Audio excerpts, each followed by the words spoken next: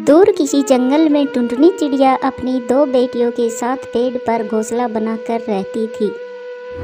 टुनटुनी चिड़िया अपनी बच्चियों से बहुत प्यार करती थी। एक दिन कालू कौवा टुनटुनी से मिलने आता है और कहता है, टुनटुनी बहन, क्या तुम्हें पता है, सुना है जंगल में भयंकर आंधी और तूफान आने वाला है और जोरदार बारिश भी होने वाली है। हाँ कालू भैया, तभी मैं सोचूं कि इतने काले काले बादल क्यों छाए हुए हैं। लगता है इस बार बारिश बहुत तेज होने वाली है और मेरा तो घोंसला भी पुराना व टूटा हुआ है। अच्छा तो टुनटुनी बहन, मैं चलता हूँ, तुम अपना व अपने बच्चों का ध्यान रखना। इतना कहकर कालू कौवा वहाँ से चला जाता है। टुनटुनी चिड़िया अपने घोंसले में बच्चों के साथ बैठी थी कि अचानक से जंगल में जोरों से बारिश होने लगती है। जंगल के सारे पक्षी तेज बारिश के मजे ले रहे थे, परंतु टुनटुनी चिड़िया बहुत परेशान थी। तभी अचानक तेज बारिश के कारण टुनटुनी चिड़िया का घोंसला टूट जाता है और हवा में उड़कर दूर चला जाता है। टुनटुनी चिड़िया अपने बच्चों की जान बचाने के लिए वहां से चली जाती है और तेज बारिश में भीगते हुए कालू कौवा के घर की तरफ चली जाती है। कालू भैया, इस भयानक बारिश में मेरा घोंसला टूट गया है। क्या बारिश रुकने तक आप मुझे अपने घोंसले में रहने दे सकते हो? मैं अपनी बेटियों को अपने साथ लेकर आई हूँ। कालू भैया, मैं कब से बारिश में भटक रही हूँ। टुनटुनी बहन, मेरे घर पर मेहमान आए हैं, इसीलिए मेरे घर में इतनी जगह नहीं है कि मैं तुम लोगों को रख सकूं। टुनटुनी बहन, मैं बहुत शर्मिंदा हूँ, लेकिन तुम कहीं और अपना ठिकाना ढूंढो। आज मैं आपकी मदद नहीं कर सकता। टुनटुनी चिड़िया उदास मन से वहाँ से चली जाती है। धीरे धीरे बारिश बहुत तेज हो रही थी। टुनटुनी चिड़िया अपनी किस्मत पर आंसू बहाए जा रही थी।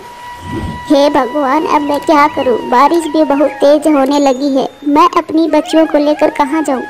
मेरी फूल सी बच्ची कैसे पानी में भीग रही है। तभी वहाँ एक पेड़ पर बैठा बाज उसे देख लेता है और कहता है, अरे ये चिड़िया अपने छोटे छोटे बच्चों के साथ इतनी तेज बारिश में यहाँ क्यों बैठी है? लगता है ये चिड़िया मुसीबत में है। ऐसा सोचकर वो बाज टुनटुनी के पास आ जाता है। अरे चिड़िया, तुम इतनी तेज बारिश में यहाँ क्या कर रही हो और इन मासूमों को भी अपने साथ लिए हो? कोई परेशानी है क्या? बाज के पूछने पर टुनटुनी चिड़िया रोते हुए अपनी सारी परेशानी बताती है। अरे अरे टुनटुनी, ओहो मत रो, मेरे होते हुए तुम्हारे बच्चे बारिश में भीगे, ऐसा मैं होने नहीं दूंगा। तुम चिंता मत करो, मेरा घर बहुत बड़ा है, तुम मेरे घर पर रह सकती हो। चलो चलो, अपने बच्चों को लेकर मेरे घर चलो। बाज टुनटुनी चिड़िया व उसके बच्चों को लेकर अपने घर चला जाता है। टुनटुनी चिड़िया व उसके बच्चे राहत की सांस लेते हैं। तभी थोड़ी देर बाद बाज टुनटुनी से कहता है, टुनटुनी बहन, मैंने तुम्हारे बच्चों को बारिश में भीगने से बचाया है, क्या तुम मेरा एक काम करोगी? हाँ हाँ भैया, बोलिए तो सही, मैं ज़रूर आपका काम करूँगी। तुमने इस मुसीबत में मेरा साथ निभाया है, आप बोलिए क्या करना है, मैं ज़रूर आपकी सहायता करूँगी। टुनटुनी बहन, मेरे घर में अनाज खत्म हो गया है, मैं ठहरा एक बूढ़ा बाज और इतनी तेज बारिश में मैं कहाँ जाऊँगा अनाज लेने? तुम्हारे बच्चों को खाना खिलाने के लिए अनाज तो लाना ही होगा, क्या तुम अनाज लेकर आओगी? ठीक है बाज भैया, बारिश तो बहुत तेज हो रही है, पर आप चिंता ना करें, मैं अनाज लेकर आती हूँ। टुनटुनी चिड़िया इतना कहकर अनाज लेने चली जाती है। इधर दोनों बच्चे उस बाज के साथ अकेले थे। अरे ये टुनटुनी कितनी बेवकूफ़ है, आज के ज़माने में बिना स्वार्थ के कोई किसी की मदद करता है भला, जो मैं इसकी मदद करूँगा। मैं तो अपना पेट भरने के लिए इन बच्चों को अपने घर ले आया और वो पागल टुनटुनी मेरी बातों में भी आ गई। इधर टुनटुनी चिड़िया अनाज लेकर वापस आ रही थी। आज कई दिनों के बाद स्वादिष्ट भोजन खाने को मिलेगा। तभी टुनटुनी चिड़िया वहाँ आ जाती है और उसने देखा कि वो बाज उसके बच्चों को खाने ही वाला है। टुनटुनी चिड़िया अपने बच्चों को बचाने के लिए जोर जोर से उस बाज पर हमला करने लगती है। इस लड़ाई में बुढ़ापे की वजह से वो बाज मर जाता है, जबकि टुनटुनी चिड़िया भी घायल हो जाती है। इस तरह एक माँ अपनी जान पर खेलकर अपने बच्चों की जान बचा लेती है। दूर किसी जंगल में टुनटुनी चिड़िया अपने पति रोकी कबूतर के साथ रहा करती थी। टुनटुनी चिड़िया का एक अंडा भी था जिसमें से बच्चा कुछ ही दिनों में निकलने ही वाला था। रॉकी सुबह सुबह ही भोजन की तलाश में निकल जाता था। टुनटुनी चिड़िया सारा दिन अंडे की देखभाल करती और अपने अंडे से बातें करती रहती थी। अगर इस अंडे से बेटा निकला तो मैं उसका नाम कुकू रखूंगी, और अगर बेटी निकली तो उसका नाम चिंकी रखूंगी। मैं अपने बच्चे की हर ख्वाहिश पूरी करूंगी। मैं अच्छे अच्छे भोजन लाकर दूंगी अपने बच्चे को। टुनटुनी चिड़िया बैठे बैठे ऐसे ही बातें कर रही थी, तभी उसे कुछ आहट सुनाई दी। फिर टुनटुनी चिड़िया शांत होकर घोंसले में छुप जाती है। मिल जाए, मुझे कोई शिकार मिल जाए। आज सुबह से कुछ नहीं मिला है। अपने आसपास शिकारी को देखकर टुनटुनी चिड़िया डर जाती है और अपने घोंसले में छिपकर अपनी नज़र शिकारी पर रखती है। नहीं, यहाँ पर कोई भी शिकार नहीं है। यहाँ पर ना ही कोई चिड़िया है और ना ही कोई पक्षी। लगता है मुझे कहीं और शिकार करना पड़ेगा। मैं कल फिर आऊँगा इस दिशा में। ऐसा सोचकर शिकारी वहाँ से चला जाता है। शिकारी को चला जाता देख टुनटुनी चिड़िया चैन की सांस लेती है और कहती है, अब शिकारी ने यहाँ का रास्ता देख लिया है। ये जगह हमारे लिए सुरक्षित नहीं है। लगता है अब हमें कहीं और अपना घर बनाना होगा। दूसरी तरफ रॉकी को भी भोजन मिल जाता है और रॉकी भोजन लेकर अपने घर आ जाता है। रॉकी के आ जाने के बाद टुनटुनी रॉकी को सारी बातें बताती है। रॉकी जी, वो शिकारी यहाँ तक पहुँच गया था। वो तो मैंने उसे देख लिया और मैं छुप कर बैठ गई, वरना आज तो न जाने क्या होता। टुनटुनी, वो फिर से लौट कर आएगा। इससे पहले वो शिकारी लौट कर आए, हमें अपने लिए कहीं और घोंसला बनाना होगा। रॉकी जी, क्यों न हम अपना घोंसला नदी के पास बना लें? हाँ टुनटुनी, तुम सही कह रही हो। वो जगह भी सुरक्षित है और हमें पानी के लिए भी नहीं भटकना पड़ेगा। मैं आज से ही वहाँ जाकर घोंसला बनाने का काम शुरू करता हूँ। रॉकी जी, मैं भी आपके साथ चलती हूँ। दोनों मिलकर जल्दी से घोंसला बना लेंगे। लेकिन टुनटुनी, हमारा अंडा भी तो है। हमारे पीछे से इसकी देखभाल कौन करेगा? रॉकी जी, हम अपना अंडा यहीं पर छोड़कर जाते हैं और नया घोंसला बनाकर फिर इस अंडे को लेकर जाएंगे। फिर वो दोनों पति पत्नी ऐसा ही करते हैं।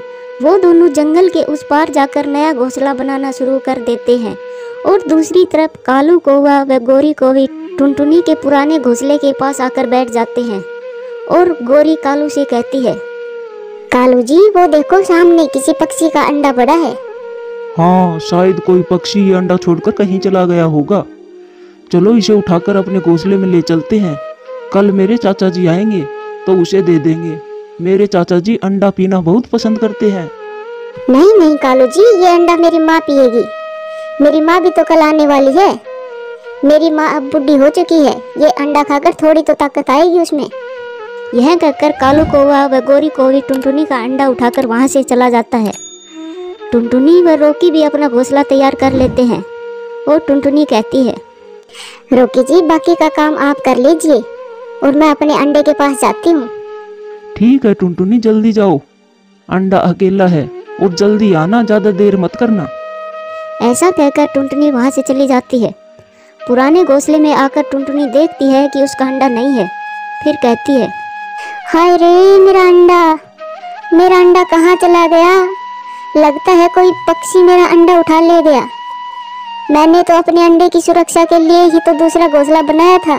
टुनटुनी चिड़िया अपना अंडा ना पाकर बहुत रोती है और रोते हुए रॉकी के पास चली जाती है और रॉकी को बताती है, रॉकी जी, हम लूट गए, बर्बाद हो गए हम। किसी जालिम ने हमारा अंडा चुरा लिया।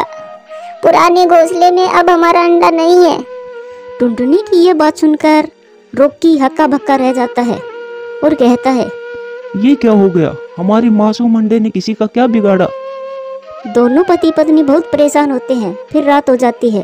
रॉकी व टुनटुनी भोजन किए बिना ही सदमे में बैठे रहते हैं और दूसरी तरफ गोरी और कालू भी अपने घोंसले में बैठे होते हैं। गोरी और कालू को अपने अंडे में से कुछ हरकत महसूस होती है और फिर गोरी अंडे को कान लगाकर देखती है और कहती है, कालू जी, अंडे में तो बच्चा भी बन गया है और अब ये अंडा पीने लायक भी नहीं रहा। मुझे इस अंडे में से बच्चे की हिलने डुलने की आवाज़ सुनाई दे रही है। तो फिर गोरी, इस अंडे को बाहर फेंक दो। अगर इस अंडे से बच्चा बाहर आ गया तो नई मुसीबत खड़ी हो जाएगी, और अगर इस अंडे से तोता हुआ तो मैं तो उसकी टाई टाई से ही मुझे नींद नहीं आएगी। नहीं कालू जी, ऐसे नहीं फेंकते अंडे को। मैं इस अंडे को नदी में फेंक आऊंगी। सुबह हो जाती है। रॉकी टुनटुनी से कहता है, टुनटुनी तुम हौसला रखो, ऊपर वाला हमें फिर से अंडा देगा। तू इसी तरह रोती रही तो तुम बीमार पड़ जाओगी। रॉकी जी, मैंने तो अपने बच्चे के नाम भी पहले से ही सोच रखे थे। मुझे मेरे अंडे की बहुत याद सता रही है। टुनटुनी तुम चिंता मत करो, अब मैं भोजन लेकर आता हूँ। हमें एक दूसरे के साथ से ये गम भूलना होगा। फिर रॉकी भोजन लेने चला जाता है और इधर गोरी कालू से कहती है, कालू जी, आज आप जाओ और भोजन लेकर आओ। मैं इस अंडे को फेंक कर आती हूँ। फिर गोरी को भी अंडा लेकर नदी की ओर चली जाती है और रॉकी भी भोजन लेकर आ रहा होता है। भी रॉकी गोरी के पास अंडा देख लेता है और रॉकी गोरी को रोक लेता है और कहता है, गोरी, कल हमारा अंडा किसी ने चुरा लिया। क्या ये अंडा आपका है? हाँ रॉकी, ये अंडा मेरा है और मैं इसे बेचने जा रही हूँ क्योंकि मुझे भोजन की जरूरत है। ये सुनकर रॉकी मन ही मन सोचता है, मैं ये अंडा भोजन देकर गोरी से ये अंडा ले लेता हूँ। यह अंडा देकर टुनटुनी खुश हो जाएगी। गोरी बहन, ये खाना तुम ले लो और ये अंडा मुझे दे दो। गोरी भोजन लेकर अंडा दे देती है और अपने घोंसले में चली जाती है और रॉकी अंडा लेकर जल्दी से टुनटुनी के पास आ जाता है और सारी बात बताता है। रॉकी जी, आपको ये अंडा कहाँ से मिला? फिर रॉकी सारी बात टुनटुनी को बताता है। फिर टुनटुनी गौर से उस अंडे को देखती है और देखकर कहती है, रॉकी जी, ये अंडा मेरा ही है। मिल गया मुझे मेरा अंडा। टुनटुनी की बात सुनकर रॉकी हैरानी से पूछता है, क्या सच में तुम्हें पता है ये अंडा हमारा ही है? रॉकी जी, कोई माँ अंडे को कैसे भूल सकती है? फिर वो दोनों बहुत खुश हो जाते हैं। उनका खोया हुआ अंडा उसे मिल जाता है। ऐसे ही कुछ दिन गुजर जाने के बाद उस अंडे से एक खूबसूरत सा बच्चा निकल आता है जिसका नाम वो चिंकी रखते हैं। अब उनकी जिंदगी में खुशियां ही खुशियां आ जाती है।